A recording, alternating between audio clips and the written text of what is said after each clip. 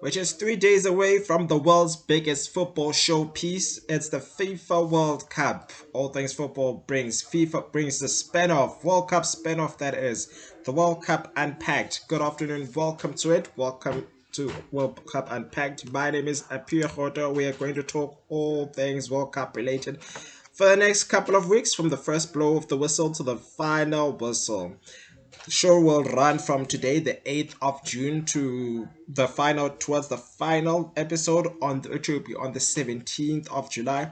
We're still very much available on social media. You can still interact with me on all things football on Facebook, like the page, share and subscribe to the episode. World Cup Unpacked on YouTube. We are also World Cup Unpacked on Instagram, we are World Cup Unpacked on TikTok at all things football _14.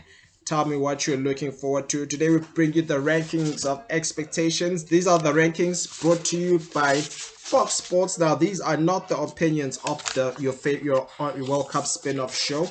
However, 48 nations booked these spots tour late last year and early in the season via playoffs. We see debutants in Uzbekistan, Cape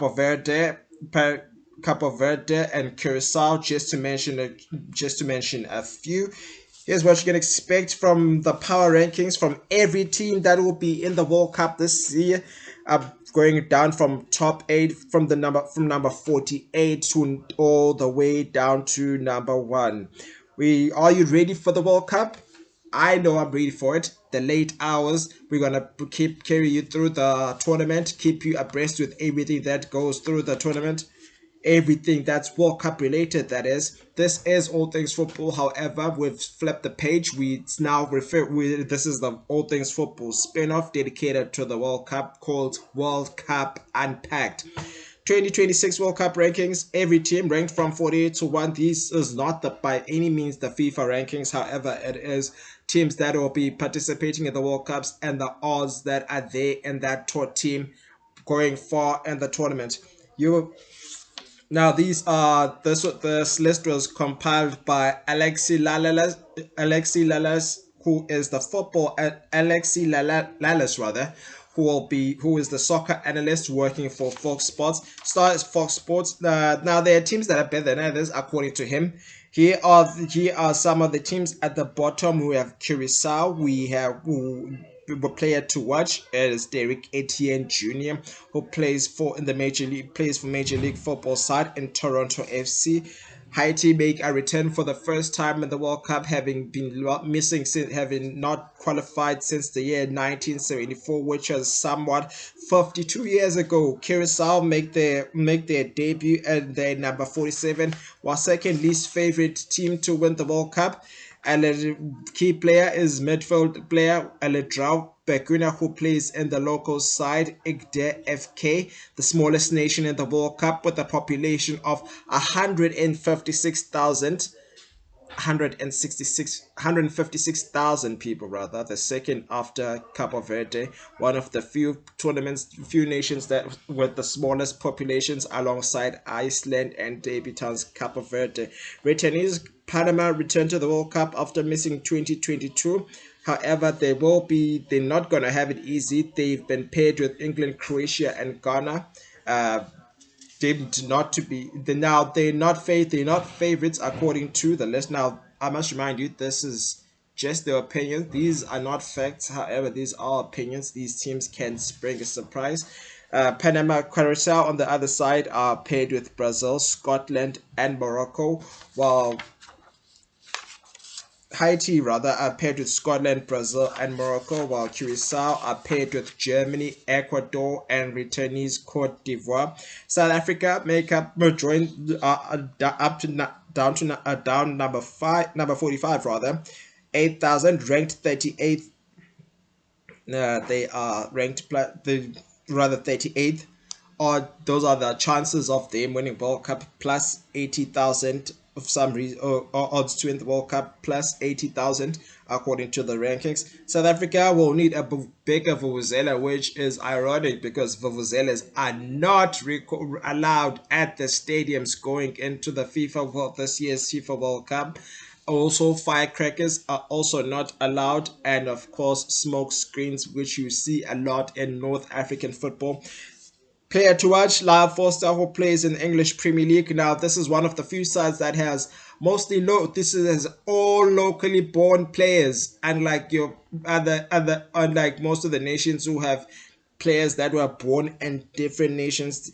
According to the stats, they're going to need something that bigger than a vuvuzela. They are paired with Mexico. This will be the second time Bafana play an opening to play their first game against a host nation since playing France 1998 and Marseille, a game which they lost by 3 goals to 0. They'll also be paired with Czechia, who they last played in the 1997 Confederation Cup, where they played to a 2-2 draw, where we had the likes of Peter Cech and Pavel Nedved, and South Korea, they will be playing for the first time. Cape Verde debutants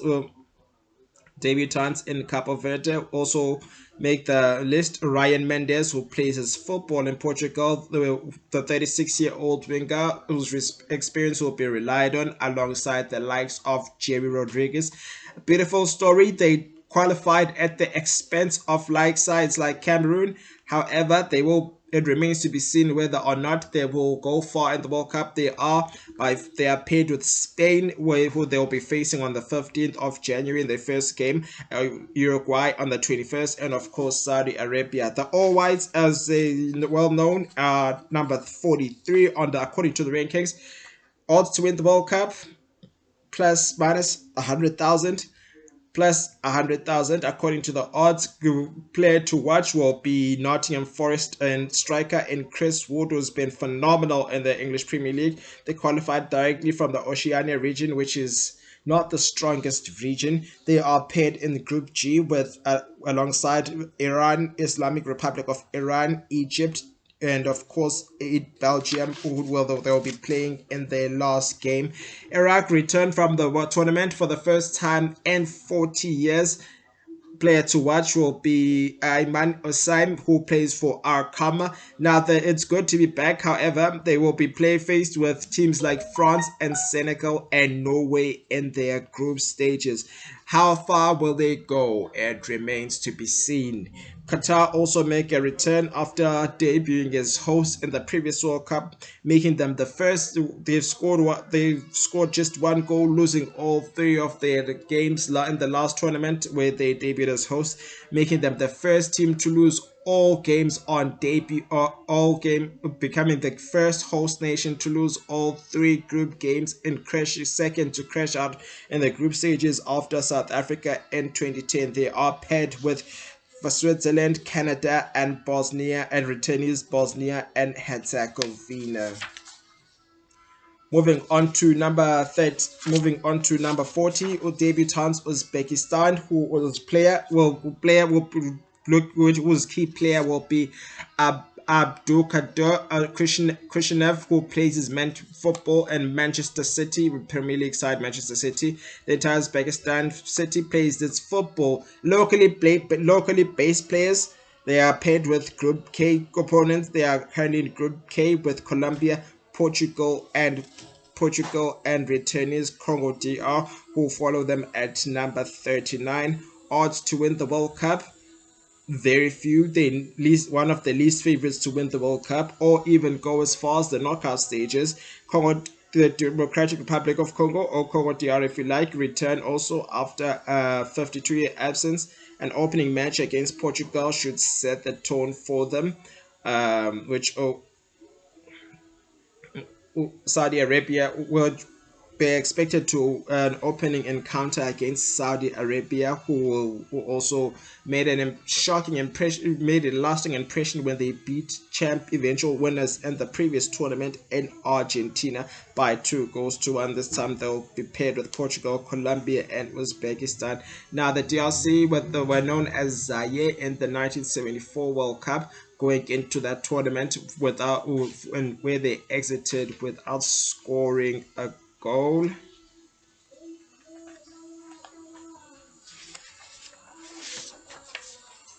Still in Africa, we are on 38. Odds to win the World Cup. odds to win the World Cup. Second close to plus 50,000 to say the least. Midfielder Elias Shaqiri will be the Shaqiri will be the player to watch playing this league in the Bundesliga. Now Tunisia are yet to advance to out of the group stages, having made their debut in 1978, where they made their impact, beating Mexico by 3-1, and who are the hosts in the current tournament, and that 1978, before being held to a goalless draw by worst Germany. Despite beating defending champions in France in the previous tournament, they are the only African side not to go past the group stages, failing to do so failing to do so and unable to achieve a feat that was accomplished by Senegal and France in the previous tournaments. They find themselves in Group H. Now the Carthage Eagles find themselves in Group A alongside Sweden, Japan, and the Netherlands. Debutants Jordan will rely on their winger who plays the league plays his football in France and French league outside Reims, and Moussa Al Tamari. The only part now, there's not much expected to the side. Now you must remember that these debutants have not go in with absolutely nothing to prove, but with everything to learn, everything to gain experience, to say the least. Now they are paired with Austria, Algeria, and of course Argentina, eventual defending champions Argentina, who will be looking to win their second successive tournament after Brazil, who were the last to win two back-to-back World Cup titles in 1958 and 1962. Last but not least for now, that is, we're going to continue with the World Cup, is the Socceroos. Now the Socceroos, there are no stars found on the team. There are no stars found there's no star footballers, unlike back in the 2014, where we had Team Cahill and your likes of Harry Kuehl. They could be a spoiler for the sides, namely the host Turkey and Paraguay, and where they find themselves in Group D.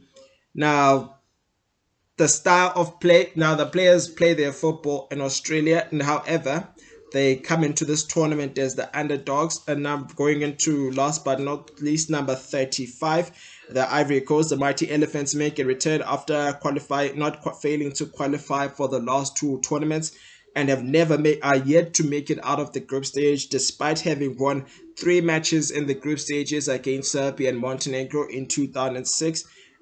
Winning against North Korea in 2010, and of course Japan in 2014.